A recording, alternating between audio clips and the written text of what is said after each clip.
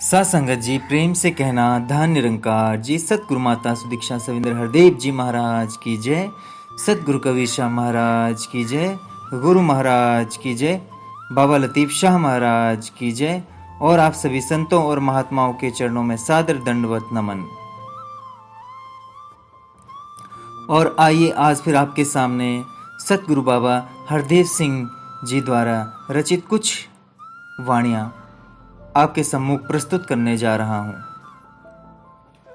तो जैसा कि बाबा जी ने कहा, सत्संग है वो ज्ञान सरोवर, इसमें जो नहाएगा संत वचन के हीरे मोती और जवाहर पाएगा। बाबा जी द्वारा रचित जो भी वाणियां हैं, उन्होंने अपनी हर एक वाणी में बहुत ही खूबसूरत से उस निराकार दातार का वर्णन करते हुए लोगों को समझाया है। इसी प्रकार यहाँ पर बाबा जी कह रहे हैं कि सत्संग वो ज्ञान सरोवर है ना। जैसे देखा होगा आपने, हम सत्संग में जाते हैं तो वहाँ पे सरोवर है, तो सरोवर में क्या करते हैं हम कि अगर किसी पे कोई रोग है, दोष है, कुछ भी है या कुछ ना भी है, लेकिन उस सरोवर में आप जाइए और उसमें डुबकी लगाने के बाद आपके कई दोष मिट जाते हैं, है ना, क्योंकि उसका पानी इतना पवित्र है। इसी प्रकार से सत्संग वो ज्ञान सरोवर है जहां पर आपको उस निराकार दातार के बारे में, उस परमात्मा के बारे में ज्ञान दिया जाता है। उस सत्य के बारे में बताया जाता है कि जिस सत्य में ये सारे के सारे मानव वो के अंदर जो ज्योति है वो प्रज्वलित हो रही है, जिस सत्य में, उस सत्य की जानकारी दी जाती है। क्योंकि ये जो दिख रहा है ना, ये चोला, ये तो सत्य नहीं है ना, सत्य तो कुछ और है। वह शून्य,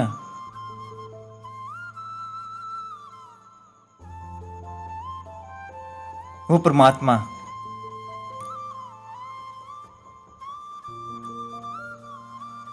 तो सत्संग में जाकर ही वह ज्ञान प्राप्त होता है कि जिससे हम स्वयं की पहचान कर पाते हैं।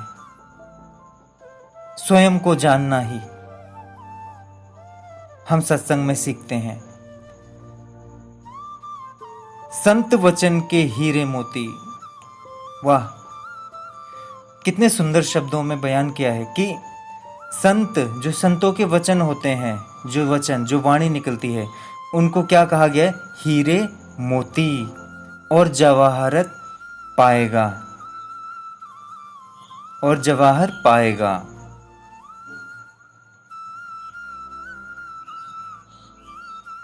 ये जो मानव है ना,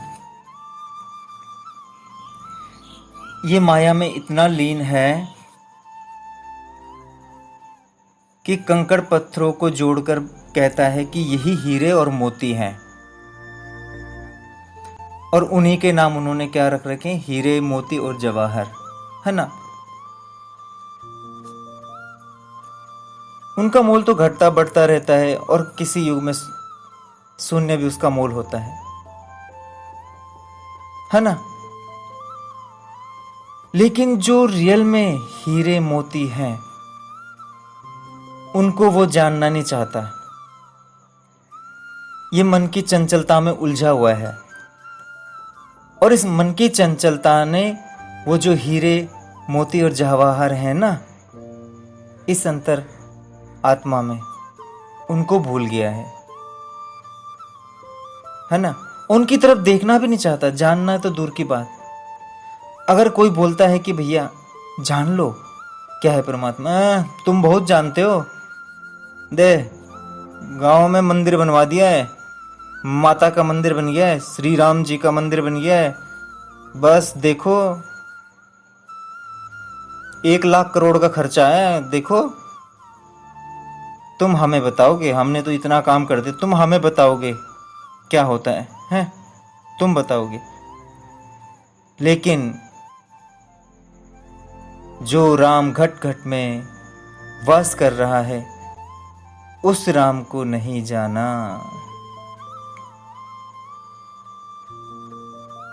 उस परमात्मा को नहीं जाना। भगवान तो हमें लड़ना मरना तो नहीं सिखाता,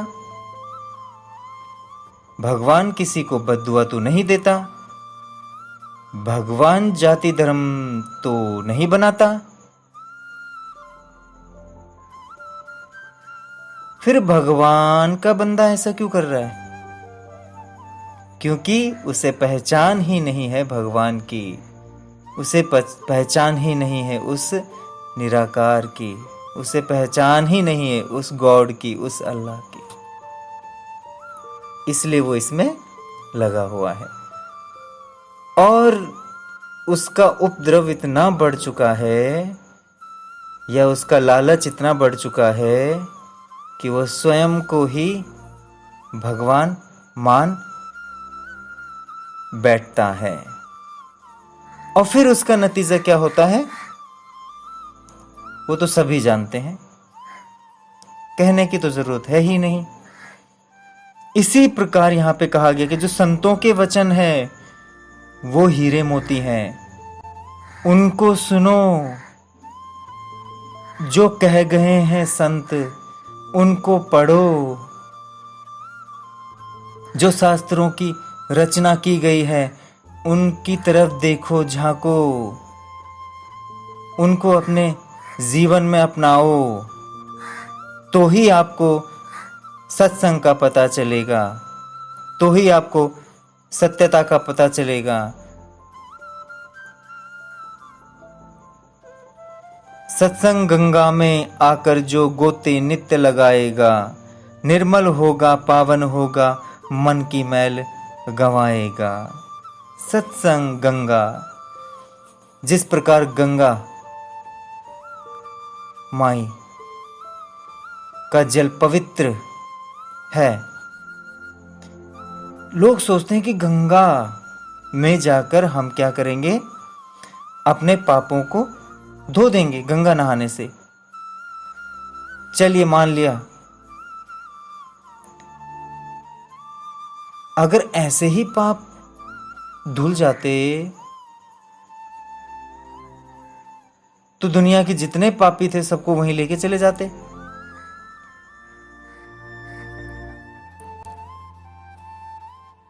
ये जो शारीरिक है ना, ऊपर से ये शरीर, हो सकता है कि ये चर्म रोग ही आपका मिट सके, लेकिन मन की मैल भगाने की सोचते हो ना आप गंगा में नहाने के बाद, तो वो जिंदगी भर कभी नहीं होने वाली, चाहे कितने भी जन्म आप ले लो, कोई पाप नहीं मिटेगा जब तक सत्संग रूपी गंगा में आप नहीं नहाओगे। सबसे बहुमूल्य और अमूल्य चीज है सत्संग रूपी गंगा।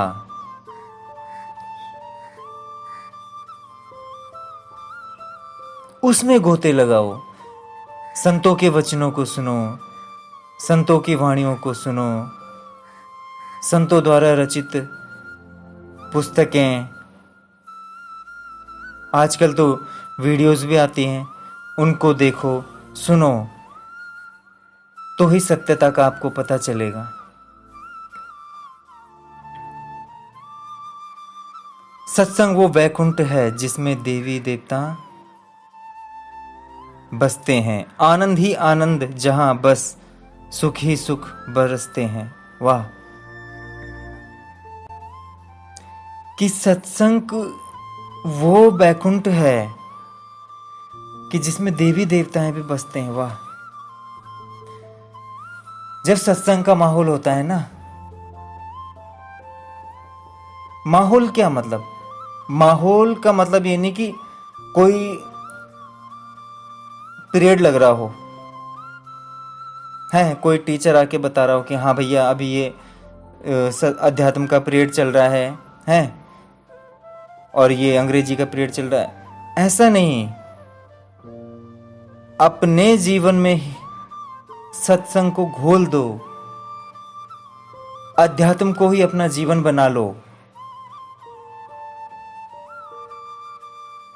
और जब जहां पर संत वचनों की चर्चा होती है, सत्संग की चर्चा होती है, तो वहां पर देवी देवता भी आके शीश नवाते हैं और बैठकर सुनते हैं, क्योंकि प्रभु की वाणी चल रही है ना।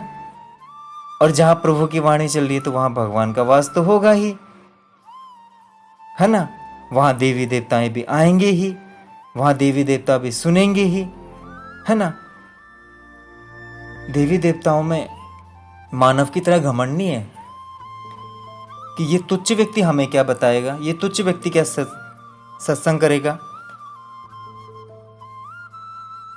हमारे सामने अगर कोई अनपढ़ है, अनपढ़ जिसे अक्षरों का ज्ञान ना हो, इस दुनिया की नजरों में मतलब वो अनपढ़ है, जिसको अक्षर का ज्ञान ना हो, काला अक्षर जिसके बराबर, जिसके लिए काला अक्षर भैंस बराबर हो, समझ लीजिए, ठीक है, कुछ ना हो, और वो आके तुम्हारे सामने सत्संग की बातें करना शुरू कर दे हैं प्रभु परमात्मा की, तो लोग क्या देखेंगे, मैं पीएचडी किया हुआ है, मैं एमबीबीएस डॉक्टर, और मैं यहाँ का मुख्यमंत्री, और ये मेरे सामने सत्संग की बातें, इसे क्या पता, दुनिया तो मैंने देखी है, मैंने इतनी सारी चीज़ें पढ़ के ये फटाफट इंग्लिश में ऐसे बोलता हूँ कि अंग्रेज भी पीछे छूट गए, और मेरे सामने ये सत्संग करेगा, इसको क्या पता, इसको क्या पता। ये मानव के अंदर जो है ना एक घमंड, ये घमंड है मानव के अंदर, और ऐसे ही लोगों को उच्च पदों पर बैठा देते हैं, जिन्हें सत्संग का सा भी पता नहीं होता। बुरी लगेगी बात मेरी, हकीकत बुरी लगेगी, क्योंकि अध्यात्म है ही नकारात्मक, तो बुरी तो लगेगी ही। पॉजिटिविटी अगर अध्यात्म तो बात ही क्या थी, अध्यात्म बहलाने फुसलाने मर्जी आ बच्चा नहीं, अध्यात्म सीधे वो बात कहता है कि जो इंसान को चुभती है। स्वयं को जानो, अब ये कहां से आ गया स्वयं को जानो, लोग बोलते हैं उनको जानो उनको जानो उनको जानो, ये तो सुना था, लेकिन स्वयं को जानो क्या होता है, लो बता।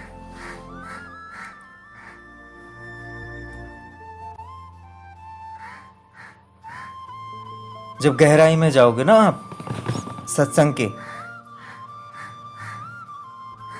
तब आपको सारी चीजें धीरे धीरे अपने आप ही पता चलेंगी।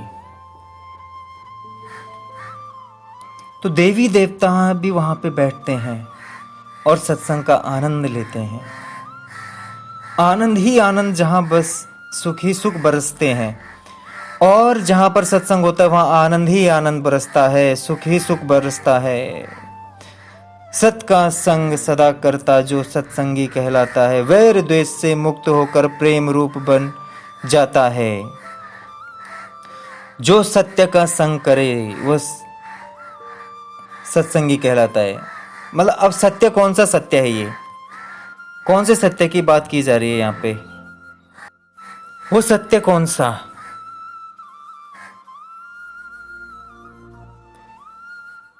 सत्य वो कि जो इस आत्मा को जीते जी उस परमात्मा से रूबरू करवा दे, वही सत्य। यही तो एक सत्य है ना। शरीर यहीं रह जाएगा, जल जाएगा, मिट जाएगा, सब कुछ है ना। जब मैं बचपन में था, मतलब पैदा हुआ था, बचपन में था, तो मैंने वो सारे के सारे रूप छोड़े ना, तो मुझे तो दुख नहीं हुआ, खुशी हुई। इसी प्रकार ये रूप जो अभी है मेरे पास, ये भी मुझे छोड़ के अगले में प्रवेश करना पड़ेगा, अगले रूप में। और उसके बाद एक वो घड़ी आएगी कि जिस घड़ी ये संसार भी छोड़ना पड़ेगा, है ना। तो क्या इसी चीज के लिए मैं यहाँ पे आ रखा हूं? नहीं ना। तो उस सत्य का मुझे पता करना है ना, कि जहां पर आत्मा परमात्मा में विलीन हो जाती है। मरने के बाद तो किसी को नहीं पता, ना ही कोई बताने आया कि ऐसा ऐसा होता है। तो क्यों ना मैं जीते जी उस चीज को जान लूं कि वो कौन सी कठिनाइयां हमारे रास्ते में बनती हैं, कि जो हमें परमात्मा से मिलने से रोकती हैं, जो उसमें समाने से हमें रोकती हैं। वो कौन सी कठिनाइयां हैं कि जिन कठिनाइयों के बलबूते फिर से हम 84 लाख में प्रवेश कर जाते हैं। वो कौन सी कठिनाइयां हैं, वो कौन से राग हैं, कोई कौन से दोष द्वेष हैं, और वो कौन सी मोहमाया है कि जिसमें हम ऐसे फंसे हुए हैं। तो कहाँ से जानने को मिलेगा? सत्संग में यही सत्य है। इसी सत्य को जानने की कोशिश करिए सब, बाकी और कुछ नहीं। कोई पैसा, कोई वो नहीं, बिल्कुल नहीं। सवाल कीजिए, एक दूसरे से सवाल कीजिए कि क्या है, क्या है, कैसा है, तभी मिलेगा ना। ये नहीं कि जिसने जो कह दिया बस उसमें हाँ जी चलिए धन्यकार जी, नहीं। पूछिए ना। अगर बाबा जी ने ये हरदेव वाणी यहाँ पे लिखी है ना, तो ऐसे ही नहीं लिखी। उन्होंने भी इन सवालों, ये सवाल उनके जहन में भी जरूर आए होंगे, और उन्होंने भी अपने से जो उच्च पद पर जो सत्संगी थे उनसे पूछा होगा, तभी उन्होंने ये सारी की सारी चीजें यहाँ पे लिखी है ना, कि देव देवियां बसते हैं किसमें? सत्संग में, है ना। और सत का संग सदा करता जो सत्संगी कहलाता है। तो सत का संग कहा ना, तो अब वो सत्य कौन सा है ना, ये भी तो यहाँ पे बाबा जी ने लिखा है ना। वैर द्वेष से मुक्त होकर प्रेम रूप बन जाता है। और क्या कहा है कि जब सत्य का उसे पता चल जाता है, तो किससे? वैर द्वेष से मुक्त होकर वो किस में चला जाता है? प्रेम रूप बन जाता है। कहा है ना, नहीं कहा है? यहीं पे कहा है। तो वो कौन सा प्रेम है कि जो हमें इन सब से मुक्त कर देता है? मैंने तो आज तक हकीकत बात बोलूं, जितने भी मैंने प्रेम देखे तो सब में बंधन ही देखा, बंधन ही देखा। ये मेरा है, ये मेरा है, ये मेरा है, ये मेरा बच्चा है, किसी ने हाथ नहीं लगाना है, ये मेरा पति है, ये मेरा बेटा है, मैं इसके लिए पूरी दुनिया से लड़ जाऊंगी। तो ये तो बंधन ही देखा मैंने। ये मेरा घर है, मेरे घर के आगे ये नाली में पानी कैसे डाल दिया तुमने, मेरे घर के आगे कैसे थूक दिया तुमने, खून कर दिया 4 थूकने के ऊपर। तो ये तो यार बंधन ही हुआ ना, ये मुक्त कहाँ से हुआ प्रेम? और यहाँ पे तो कह रहे हैं कि वैर द्वेष मुक्त हो जाते हैं। वो कौन सा प्रेम है? और प्रेम रूप बन जाते हैं। वो कौन सा प्रेम है कि जो इन सबसे मुक्त कर देता है? उसी प्रेम को हमें जानना है। उस प्रेम को ही जानने के लिए हम कहाँ जाते हैं? सत्संग में। जानिए, पूछिए। संतों की संगत की जग में महिमा बड़ी निराली है, कहे हर देव की जिंदगी में गुण रस भरने वाली है। देखिए कि संतों की अगर हम संगत करेंगे तो जग में हमारी जो महिमा होगी वो बड़ी निराली होगी। हकीकत बात है, जैसी संगत वैसी रंगत। संतों की संगत करोगे तो आप भी संत ही कहलाओगे। चोर की संगत करोगे तो चोर ही कहलाओगे, है ना। कहे हरदेव की जिंदगी में गुण रस भरने वाले। और जब संतों की संगत करते हो तो वो गुण आपके अंदर भी प्रवेश करते हैं और आप भी उसी में विलीन हो जाते हैं और आपके अंदर भी वही संतत्व आ जाता है। फिर आप भी क्या करते हैं कि जिस तरीके से हमारे इतने संत जो हुए, जैसे बाबा जी से पहले भी कई हमारे संत थे, तो उन्होंने भी क्या किया यही किया